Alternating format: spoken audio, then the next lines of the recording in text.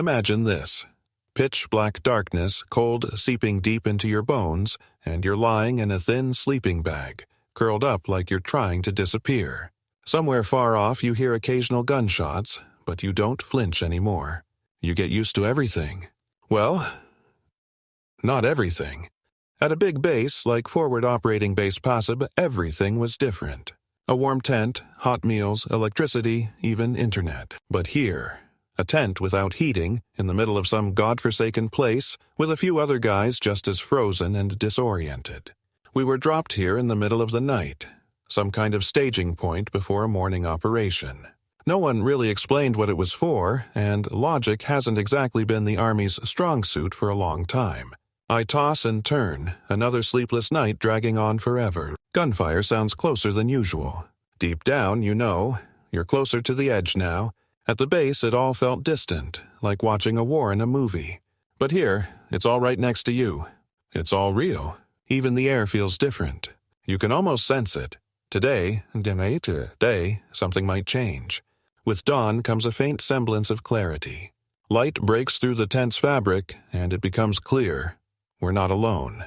The local infantry, who are permanently stationed here, silently get up, suit up, and begin strapping on their gear. We, a small group of engineers, just glance at each other, unsure of what comes next. We head to the mess hall, though that's saying too much. It's not a mess hall, just a tent where one soldier cooks, serves, and eats the food himself. In the fridge, milk that doesn't need refrigeration, and fruit that's seen better days. I grab a couple bowls of cereal and an apple. I eat in silence, remembering how our base had Mongolian Thursdays and surf and turf Fridays. There's no such thing here. There's nothing here except silence, gunfire, and tension. But at least there's no brass breathing down our necks. Guys with grown-out beards walk around freely, however they want. And honestly, I respect that. After breakfast, more waiting. Smokers go out to smoke. The rest of us just stand around. We don't talk. There's nothing to say. We're just waiting for something to happen. I walk over to Sergeant Norb, our team leader. "Sergeant, when are we moving out?" He checks his watch. "We were supposed to leave in 20 minutes, but our guys aren't here yet. We're not going without them." He sends one of the guys to the command post to get an update. The infantry's already geared up, standing and looking at us. We're stuck in limbo. Nothing's worse than just waiting. Finally, our team rolls in. I'm glad to see our truck, and even more relieved when the driver tells me I'm on the gun today. The lieutenant assigns me to the Mickey 19, an automatic grenade launcher. Usually, I'm on the .50 caliber, but for this op, he insisted on the swap. Says in open terrain, the EMOC 19 performs better. I feel a little calmer. No need to aim carefully. If they come at us, I'll blanket everything. The lieutenant heads over to the infantry to coordinate the details. We, the engineers, gather together. We joke, we laugh, but you can tell by everyone's eyes, we're all on edge. For a month, we'd only been clearing roads of explosives, and now this is our first combat deployment on a different kind of mission. Tree clearing. The Taliban use the trees along the irrigation canals as cover for movement and transporting weapons. Our task is to cut down those trees so aerial surveillance can see everything. Pressure plate mines are expected. Plus, rumor has it there was a serious firefight this morning in the exact area we're heading to. We heard it from here during the night. Some are cracking jokes, some are silent. Some stare at the ground. You can feel the tension in your body. "We need to take a picture before we head out," says Norb. "Who knows, might be the last time we're all together." We gather those heading out on foot, take a photo. Seems routine, but in everyone's head the same thought itches. What if it really is the last time? We mount up and roll out through the gates. I'm on the Mike 19. My heart's pounding, but so far everything's going according to plan. We roll onto the highway. The distance to the objective, just a few minutes. The convoy lines up along the roadside, and I start scanning the area. The lieutenant steps out, grabs the interpreter, and walks over to speak with the Afghan forces. They're already waiting for us. I look toward the target, a narrow dirt road stretching about 400 meters ahead, leading to an irrigation canal. The canal runs perpendicular, to the left and right of the road. Everything we'll be doing from here on out will be on foot, and we, those in the vehicles, are providing cover. The task sounds simple enough. All around, open fields. About 600 meters past the canal begins a tree line. To our right, a village, maybe 300 meters away. To the left, fields almost to the horizon. At first glance, ideal conditions. No ambushes in sight. The lieutenant gets back into the vehicle and puts on his headset. "You hear that gunfire this morning when you were at the CP?" "Of course." Sounded serious. "They were hitting the Afghans right here. Luckily, none of them got hurt, but their commander is pissed. Said if they pop up again, he's firing the recoilless rifle at them." His words. We glance at each other. A few nervous chuckles. "Well, let's hope they don't show up, especially now that our guys are already on the ground." "Yeah, I hope so too. Anyway, here's the plan. Husky 1 leads, then us, then 3-2, and Buffalo brings up the rear. Our job is to cover Husky. Remember, you only shoot if we're actually taking fire. If they're shooting at the Afghans, that's not our fight. Got it?" "Roger that, sir. Fire only if fired upon." "Good. Let's move." The lieutenant gives the order over the radio, we confirm the movement sequence, and begin to roll out. Husky 1 crawls slowly down the dirt road. I rotate the turret from 10 to 2 o'clock, just like we were taught. Everything's quiet. We make it halfway to the target, and then it starts.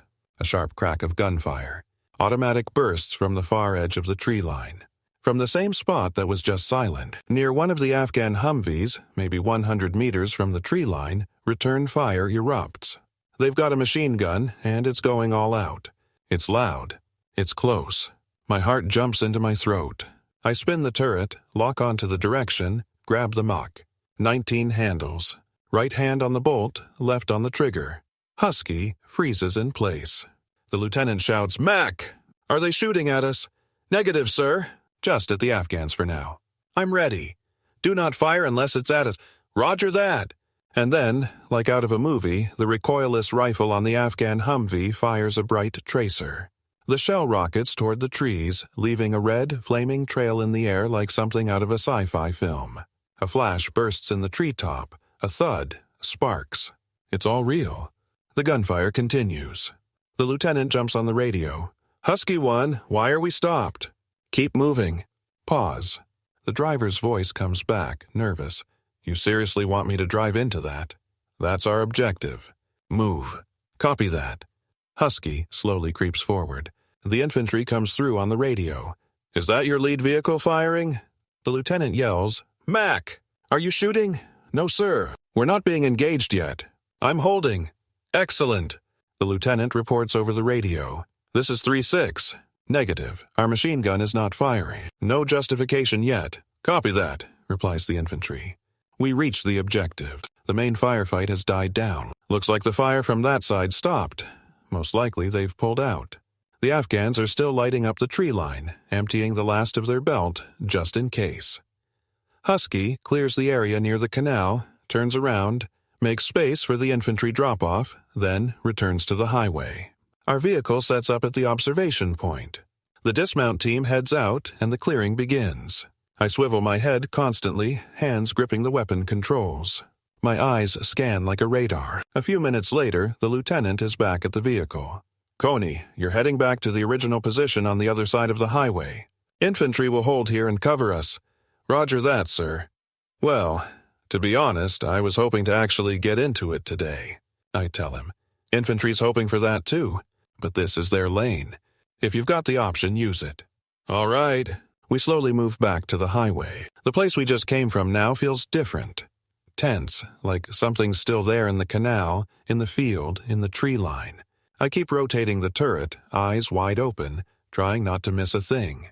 We move back slowly, almost deliberately cautious. Return to our initial position. It feels a little calmer here, but the tension doesn't leave. We stand watch, looking toward the point where our guys and the infantry stayed behind, trying to keep everything under control. No one's relaxed, no one's joking. Time drags.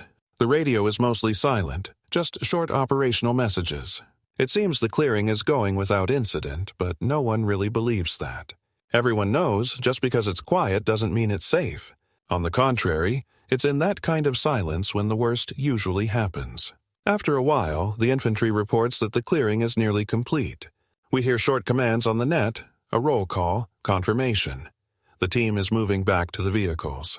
I shift my aim back to the sector where we entered. I wait. The fatigue builds, but I don't move. No one wants to be the one who missed it.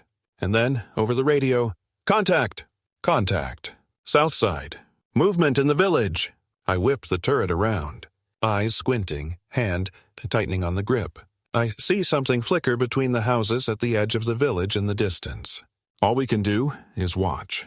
We're not authorized to fire first. I hear the voice again. Suspicious movement. Hold fire. Eyes on. Several minutes. No sound, no movement. Radio silent.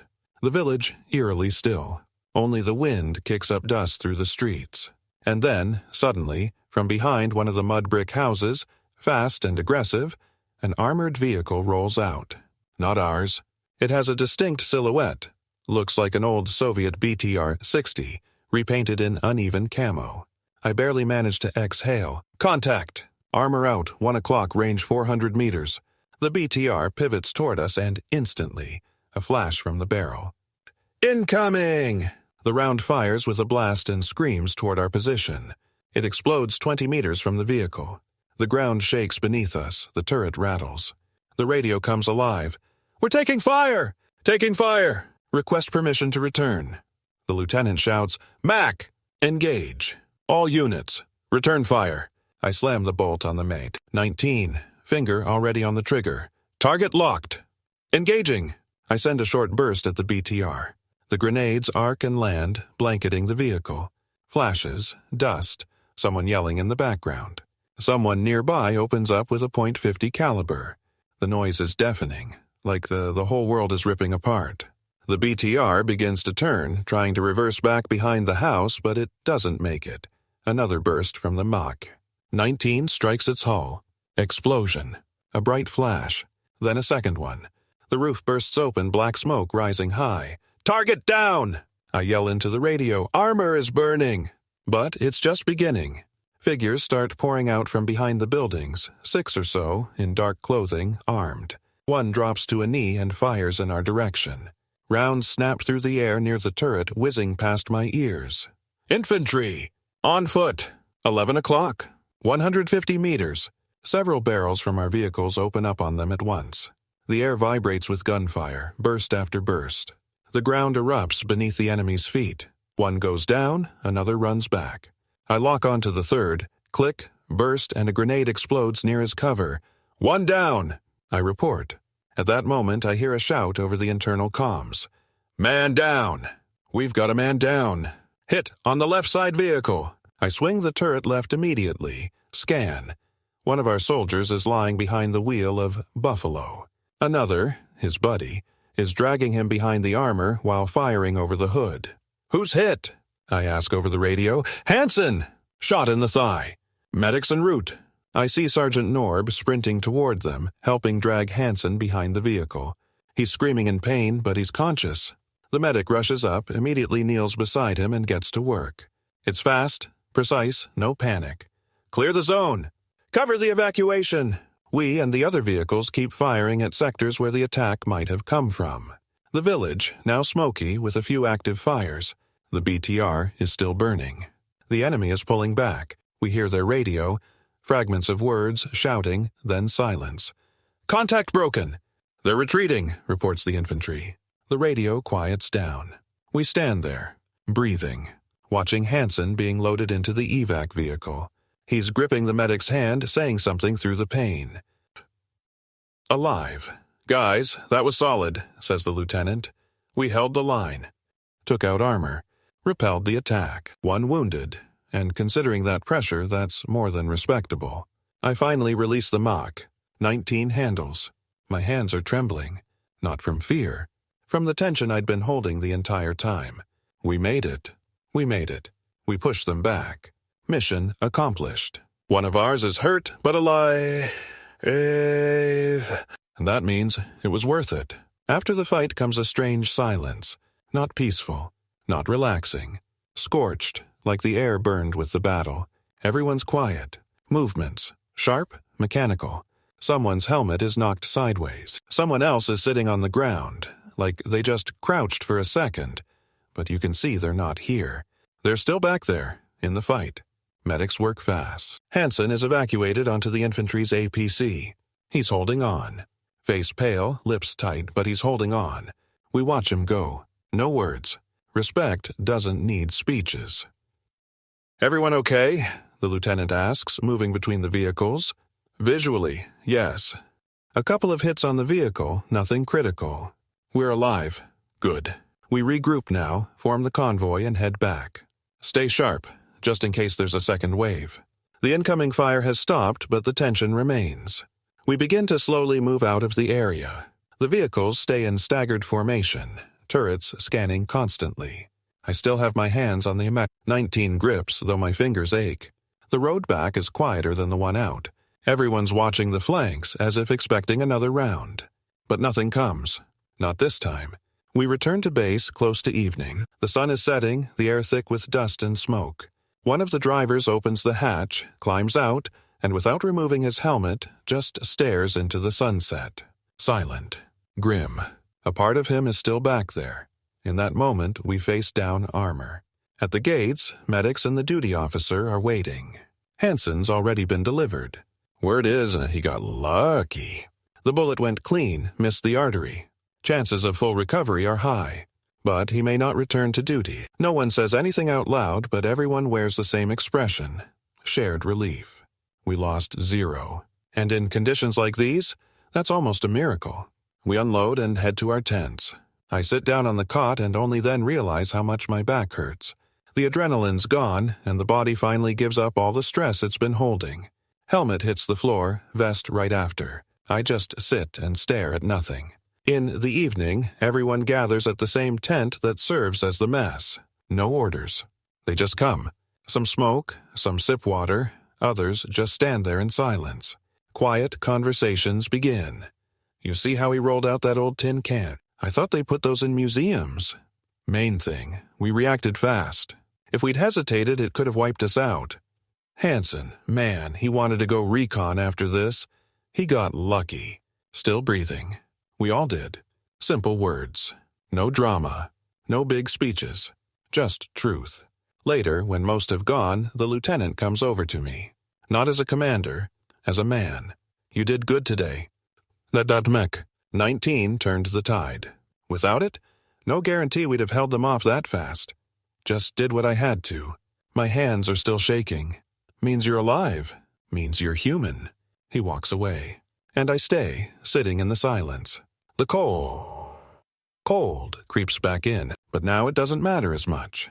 Today we went through a baptism by fire. Now we have a story. Each one of us our own, and all of us a shared one. Not all of us will return home the same as we left. And it's not about wounds. It's about how after days like this, a part of you stays there. In the dust, in the gunfire, in the sights. In that damned hot, loud, real moment, where there were no plans, no future, only now. And if tomorrow they tell us to roll again, we will. Because there's no other way.